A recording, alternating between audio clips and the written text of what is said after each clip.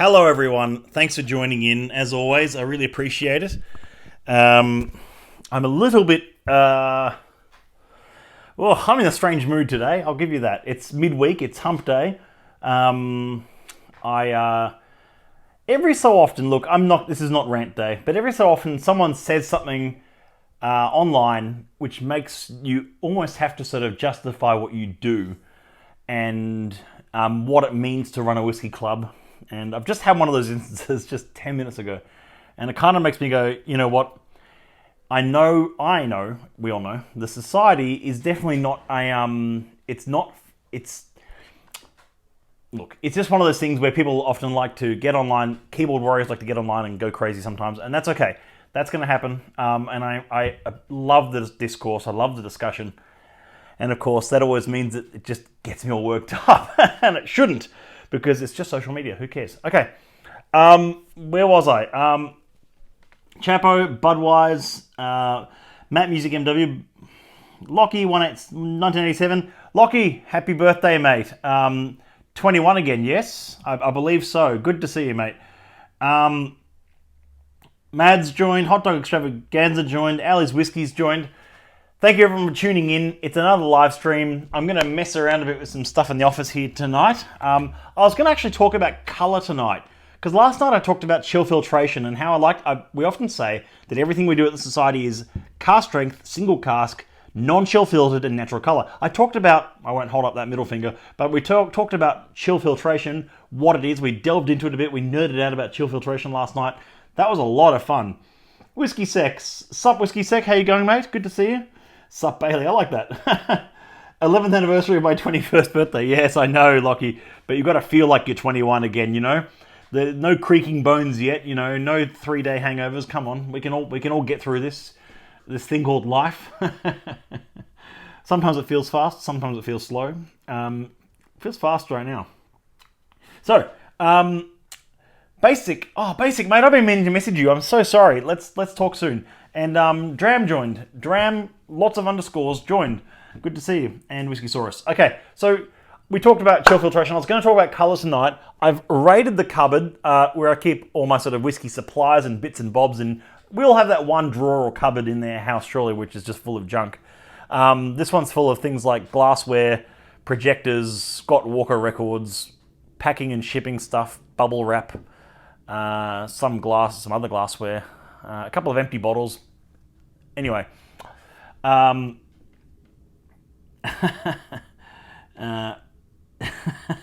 life indeed, yes. Yes, life indeed. It sometimes gets away from us, doesn't it?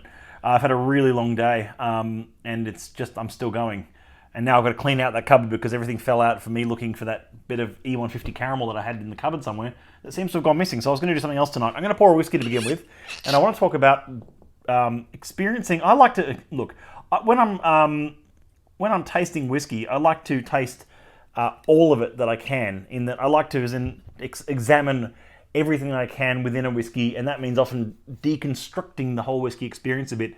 And even tasting things like E150 caramel and tasting the difference between chill filtering and non-chill filtering, experimenting with my dram a bit, messing around with it, adding things to it, just really deconstructing and putting back together the elements to really understand every element of the whiskey process.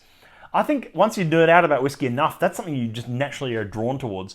You want to discover these things, and that's a lot of what we do at our events, which is what I wanted to show you. I want to show you tonight an example of something that I often do at my events, and it always causes a bit of stir, especially for fire wardens and big buildings and stuff like that. I'm going to try and see if this works. You'll see what I'm doing in a moment. Okay, what you're seeing here is I hope I don't set off my own fire alarm. That'd be really frustrating. You can see I've got a propane torch here that's lit, so I won't keep that. I'll keep that fairly far away from the whiskey. But I've got a lit propane torch. You can probably hear it as well. And I'm going to light a bit of barrel. So what I've got here as well is a bit of barrel. You can see it's a stave from a cask. That's really hot, so I better be careful with that. I spill things, and I probably could singe my own eyebrows if I'm not careful. Here I've got a bit of barrel, a charred bit of barrel here. I'm going to hold that up to the camera. You can see it's It's actually from a whiskey barrel. It's had a bit of char. You can see it hasn't been used too much though. The wood's still got lots of contact in there. And what I like to do is, I'll just do this now for you in front of the camera. I often do this at some of our events, especially for new members, depending on the format of the event, of course. Oh, I don't want to burn. Actually, I better put this down in front of it because I don't want to leave any burns on the on my lovely SMWS.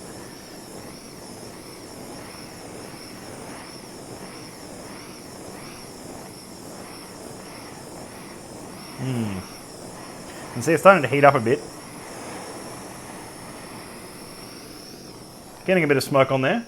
I'm definitely going to set off my fire alarm. Okay, I'm going to turn that torch off. No one's getting their eyebrows singed off tonight. Oh, that's amazing. I wish I could deliver a smellogram through Instagram for you right now. I can feel the heat. It's so close, but that smell of just a charred barrel and reactivating the carbon on right there is outstanding. It's kind of neutral smelling in some ways, and I mean that in a good way. It's kind of like you don't want to smell too much off that. Obviously, it'll influence the end product, overly influence the end product a bit there, I think. But it's certainly like a rich oakiness to it. A bit of vanillas, a bit of smoke. Of course, the smoke doesn't come from the barrel in a smoky whiskey, but wow, there you go. So that was something very small, and then of course you get black stuff all over your fingers from the char. I'm going to pop that aside, and no one burnt their eyebrows off. I've never burnt my eyebrows off. I'm not saying I've done that before. I've certainly made all sorts of mistakes. I did I actually used a propane torch in a venue once, and they told me they'd isolated the fire alarm, but they hadn't. So that was fun. That meant we all sort of not too quickly, but evacuated the venue and waited for the truck. So that was good fun. There you go. I love the smell of char in the evening. Oh, me too. Are you going to do that at the Christmas party too, Sally? No, I don't think I will, Sally, because it's well, you've seen it here now. But we'll do it at the next masterclass. Why not? We'll char some barrels on the tables, and it'll be good fun. We've got a whole bunch of things coming up next year, which I'm really excited by. Of course, 2020 is a champs year, and the prize for the champs gets bigger every year. The prize pool gets bigger every year. So we're looking forward to a massive champs year ahead. And we're going to, like last year, just as an example, last year, third prize was a $750 voucher to the Oak Barrel, generously sponsored by the Oak Barrel in Sydney. So thank you to Scotty and the team there for that prize. And that was won by Matthew Wooler. Second prize was won by Matt Whisker, who won the Cask Strength Survival Kit, which included a bottle of Balvenie signed by David Stewart and a bottle of SMWS 127.44, among other things. And first prize included the trophy and a ticket for 2 return airfares, plus I think $2,000 spending money as well, to Scotland, to the vaults, to Leith, our spiritual and actual home of the SMWS worldwide. And that was won by Brooke Heyman, who is the owner-operator of Whiskey and Element, so she stood a very good chance. But the thing with the champs is, it's a mixture. The champs is a mixture of skill and luck, and I absolutely mean that. The guy who won it in 2016, it's every 2 years, the guy who won it in 2016, Adrian Callis, that was probably the third whiskey tasting he'd ever been to in his life. He was a new member at the time. He just did really well and guessed them. And it was very fun watching the actual brand manager for William Grant & Sons at the time incorrectly guess the monkey shoulder in front of him, which I thought was quite funny. You know, but that's the thing. You're not always going to guess it. It's a mixture of guesswork, good luck, and a bit of skill. And I think it's a nice balance of all three, which is one of the things that makes champs so much fun. Seems like all the Matts have a better palate. Maybe it's a Matt thing, or maybe there's just so many of us called Matt. But I'm definitely a Matt, and I'd say Matthew Wooler is definitely a Matthew. And he and I have been mixed up before, which is fun. Matt Whisker's a Matt, but I think of him like Whisker. Anyway, but yeah, so there you go. So eventually the prize will be an actual distillery. Well, we have to up the ante a little bit, hot dog. I don't know, maybe we do. Maybe we give away a distillery. No, I'm just kidding. But the prizes will certainly be ramping up in nature, and that's something I'm really excited by. We're going to be giving away some seriously cool prizes this year as well. The first prize will probably be very comparable to last time. maybe with an added experience in Scotland as well. But yeah, we're ramping it up, and it's a very cool thing to be a part of. And as I said, the society in Australia is growing. I'm really looking forward to next year for more ways than I can even explain right now. But we're working on a lot of things behind the scenes. But I get ahead of myself, and I know where everything is at sometimes. And I just say, well, you know what? I'm especially looking forward to next week, because that's when our Christmas parties kick off around the country. Well, I'm sorry, a couple have already kicked off, but some of the big ones are going to be we're going to be looking at next week, 6th and 7th, of course. But also all around Australia: Adelaide, Perth, Brisbane, Sydney, Melbourne. Hobart, I'm sorry, is still in the bag. We're still working on it. Trust me. I'm sorry for our Hobart members. I'm working on it. Our Tassie members, I'm working on that. What month will that be in? Sally, good question. And Lockie asks, hints on next year. So Sally asks, what month is Champs in? Sally, the Champs is most likely going to be around the last week of July. It's always in the middle of winter, Champs. And it's always generally, I don't know what Saturday is this year, but I think it's like the 25th or 27th or something of July is a Saturday next year. I can't recall the exact date off the top of my head, but it's always around the last week of July. We'll announce the actual date soon, but you've got about, 7 or 8 months from now to really start preparing your palate. And the updated website will be announced to members soon. Tickets normally go on sale. Early bird normally goes on sale around February, and then March for latecomers. It's an awesome value ticket though, and we were generously supported by the Balvenie at William Grant & Sons last year, and they had a Balvenie bar at the event. It's every 2 years. It's a huge prize pool. Even if you don't win, your ticket gets you gets the party, all the whiskies, the 8 whiskies in the actual championship, food, live music, everything. It's such a big night, and we always book out a huge venue somewhere in Sydney for it. I'm sorry to our Melbourne members. The Champs will be staying in Sydney for 2020. It's just how it is. Anyway. And also, it's the 30th anniversary of the Champs, so we've got some things lined up there as well. Hints on next year. Lockie asks hints. You know what? Last year's Champs, I was actually even bribed somewhat for some hints, and I gave nothing away. And this time, I'm giving even less away than nothing. Nothing minus nothing equals nothing.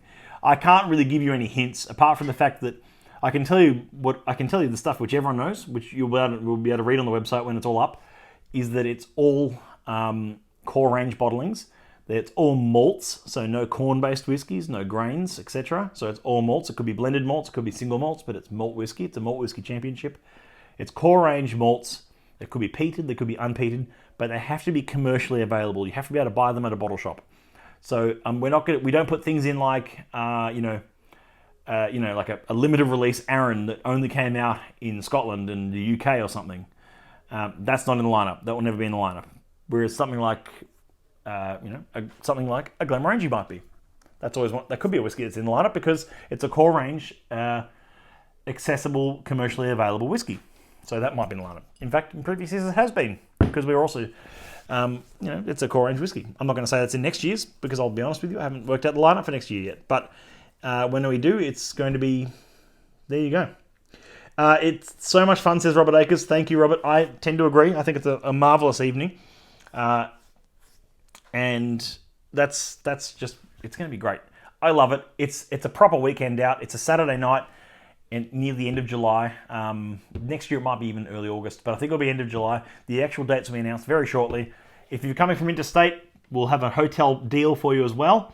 Not many members took up... We had quite a few interstate visitors last time, but not many members took up the hotel deal. I thought it was very good, but it means you get... It was 20% off at the nearby Ibis, I think it was. Ibis or Pullman. Anyway, I don't think we promoted it very heavily, but we'll have a hotel deal going for members as well.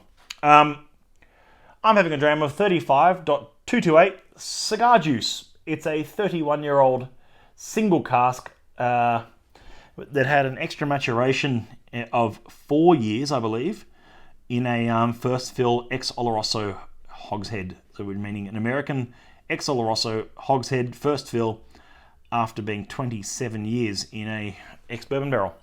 And you can see the Oloroso the colour has picked up quite a bit onto the spirit there. And it's quite low in proof. It's 48.9%. Quite delicate.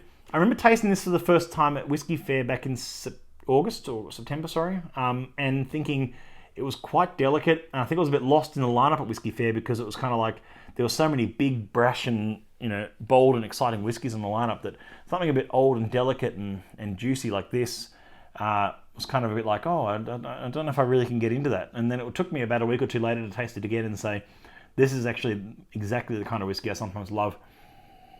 It's so much on the nose. Like older whiskey, one of the things about old whiskey, let's just talk about old whiskey just for a moment. Old whiskey is so, I often find is so much, it's more like the percentage of how much is on the nose compared to the palate or finish is so much more weighted towards the nose and then the finish and then the taste. So older whiskies often have a much longer finish. Yeah, it's just,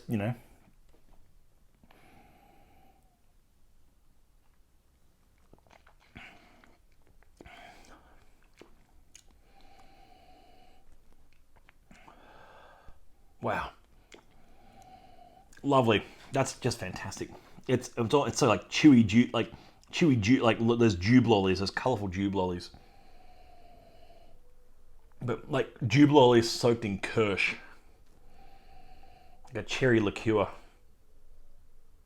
Oh, ripper. Robert Akers asks, do you remember the barrel fill strength and the final bottle fill strength of that 51 Kriegelke? I don't remember what they filled that barrel at, and I'm not even sure they know, Robert. Only because that kind of data wasn't as rigorously recorded. It's a good chance it would have gone into the barrel even back then at 60-something%, but not really sure. It could have been as high as 70. Because I don't think they didn't cut it as commonly as they do now. Even that's starting to disappear again in modern production. But anyway, that's a discussion for another time. But the actual the bottle fill strength, if I recall, is 40.2%. Rob, 40.2. So really, sort of like pull it out of the cask now or forever lose it kind of thing. And that was a single cask, I think. And there was, yeah, that's right. It was a 51-year-old, and it yielded 51 bottles. I don't know if that's strictly true, but that's what they said it was. But that Kriegelke is an example of... Oh, wow. That Kriegelke is an example of a whiskey that was 99.9% nose. This one, at 31 years old, I'd say it's close to sort of 75-80% nose. But that finish is actually surprisingly fantastic. I'd say it's 20% finish and 5% on the palate. But just like Andrew's said before, it's all about nosing. It's all about... The nose is so much of the dram.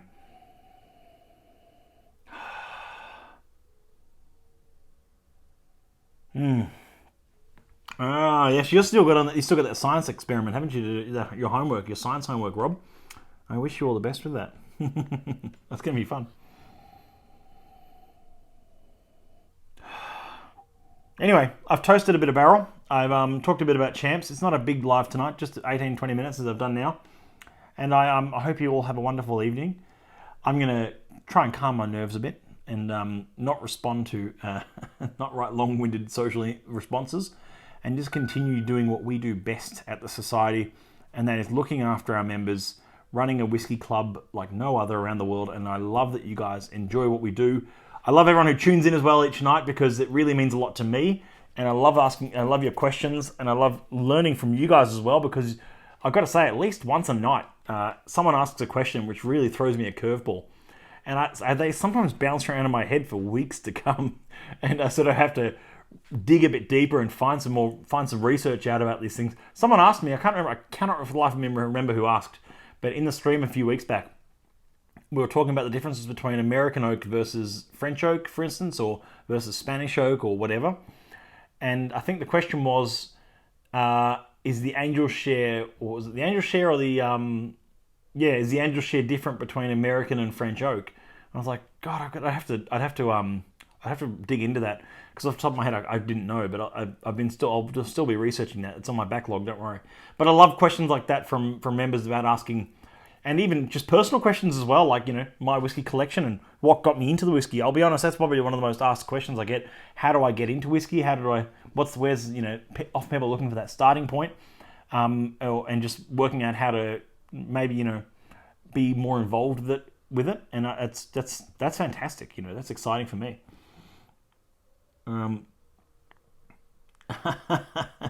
In-flight Wi-Fi held up till the end. What did they say that set you off? I accept profanities. Look, Lockie, it was a comment that I was reading just online about they didn't understand why someone didn't understand why a certain bottling was a certain price on our website.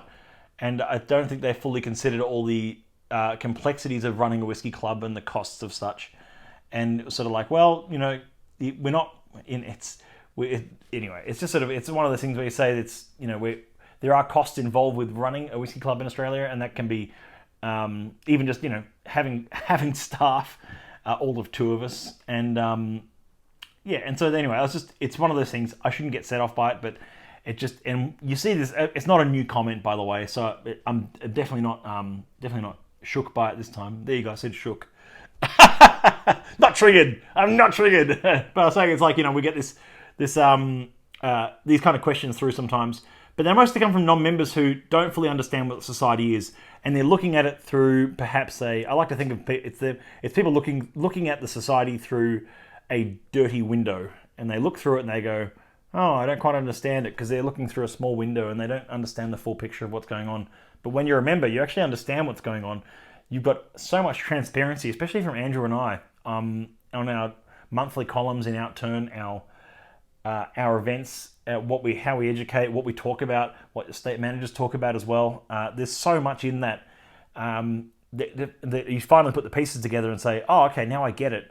And also the actual difference between society casks and other independent bottlers is astonishing at times. I mean, truly astonishing. I mean, our pass rate on panel is 58% at the moment, as I've said before. These are the cream of the crop of casks. This is the Rolls Royce of whiskey clubs. It's a bit like, and when I see a complaint of pricing, for me. I mean, I know this isn't the right example to use, but for me, it's like people walking into a Ferrari dealership and saying, "Oh, that Ferrari's too expensive. I was expecting it to be the same price as a Toyota RAV4 or something." It's like, or whatever, or an Alfa Romeo or something. It's like, oh, I wish it was an Alfa priced. It's like, no, it's Ferrari priced because it's Ferrari quality. It's you get what you pay for, and especially at that top end, I believe. I mean, I think on the super top end it gets a bit silly. When you see some whiskies that are whatever $50,000, and they come in a big crystal box with LED lighting and a slight puff of fog as it opens up. And you think, well, that's all a bit silly, and that's a bit of gimmick and a bit of sort of silliness in a bottle. But I really don't think what we do is outrageously priced. I think, yes, there are some bottlings we get which are expensive. We've got a cask coming up, actually. I think it's a 31-year-old Oloroso whiskey. 32-year-old Oloroso whiskey from a distillery that's probably the most desirable Speyside distillery ever in history. So it's like, well, would you? I was like, so that's going to be, quote, not cheap, but nor would you expect it to be. And this is kind of the thing. It's like there's expectation on what the pricing is, and we, as I said in the comment in reply, we honestly try to keep pricing for members really quite low, because we're in it for the members. You pay a membership fee and you access these bottlings and all of our events and all of our content and everything we do for our members and our partner bars, our international bars, our venues, our tours, our tastings. Everything we do is and unfiltered, of course. All the content unfiltered and your Outturn is for the members. So we say that's why we keep that pricing low, and we're trying to keep it low as well. In fact, I've said this before. This one blows my mind. There was a whiskey in Outturn in 2005, 2006 or 5, somewhere around there. It was like the third year of the society in Australia, and that was the bottling list. It was called back then, not the Outturn. The bottling list. The bottling list had a 73.XX, whatever the code was, like 73.15, and it was a 15-year-old first fill bourbon barrel from Distillery 73, and the price on it was $185. Right? This is 2005. It was $185 for that first fill 15-year-old bourbon barrel. I then looked at an Outturn from 2018, so 13 years later. So every adjustment for CPI, inflation, costs, or everything going up as it does around the world with all assets. Real estate doesn't cost the same as it did 13 years ago. Neither does whiskey. And I saw it, and we released a 15-year-old first fill bourbon barrel from Distillery 73, same distillery, same age, same type of barrel, different code, of course, different cask, different single cask, different unique flavor profile, and we released it for $185. Do you see what I'm saying here? So obviously economies of scale have kicked in over time. We've managed to keep that pricing low. And we've managed to keep looking after members in every way that we can. And that's the thing where it's like that complaint is sort of doesn't make any sense to me. Anyway, I'm missing all these great questions and comments. So was it Double Davis? No, it wasn't Double Davis. I love Double Davis. How does the size of a still impact on the final spirit? Ooh, 45 fin. I'm going to get onto that one. How does the size of a still... Look, I'll answer that really quickly, actually. The size of the still impact on the final spirit. How does it impact? Generally speaking, 45 fin, or I'll just say Jim, the shape and size of a still greatly affects the flavour of the spirit. Generally speaking, the shorter, squatter, fatter sort of stills impart sort of a often quite a heavy, sulphurous and big sort of spirit. Whether that's desirable or not is up to the distiller, of course, and up to the distillery profile. So things like Balmenac and Dalmore, a few distilleries like that have quite squat, big stills, even Glenlossie, whereas distilleries like Glenmorangie and Linkwood have quite tall, skinny stills, which provides quite a floral, lighter spirit quality. I hope that answers your question, 45 fin. That's in a nutshell, that answer, but it sort of covers what you're sort of talking about there. People want quality, but then don't want to pay for it. Aussie's cigar smoker. Yes. That's entirely true. People want quality, but they don't want to pay for it. And they see the quality that they want, and they say, oh, yeah, I want that. But it's then, when it comes to actually paying for it, Australians are pretty, well, not just Australians, that's a bit of a cop-out, but like people in general, but I think it's quite prominent in Australia, this price culture, as I call it, where it's this sort of this race to be the cheapest, or rather than the race to be the best. And that's okay. That's okay. There's a time and place for everything. But if everyone races to that, is in that same race, then nobody wins. Trust me, nobody wins, because in the end, it's a self-fulfilling prophecy that no one's going to make any money, and they're not going to even cover your costs. And that's just the start of it. Tours, yeah, we'll talk more about tours soon, Lockie. Raspberry Ethel Bros. Raspberry Ethel Bros. Yeah, that may have been it, Robert Akers. It may have been it. But I think Raspberry Ethel Bros was a refill sherry cask, not a bourbon barrel. Or it could have been a bourbon barrel. You could be right there. Hard, long, and strong. Whiskey Uncover, good to see you. I'm getting great value with SMWS. Check single cask strength out there. Great value. Great to hear, Matt Music MW. I really appreciate it. Cocktail Code joined. Good to see you. Matthew Juran joined. Yeah, look, if you want value, that's right. Naked Grouse is under $50. Matthew JR8137 joined. Good to see you. Is there a place you would recommend to find bygone society bottles for sale? Sable Scotch, they do often pop up on auctions. So you do often find some paper label and bygone bottlings on auction. They often, unfortunately, go for a lot more. Usually, a lot more, quite considerably more than what we price them at. But that's okay, because it's obviously like if it's worth what people are willing to pay. That's fine.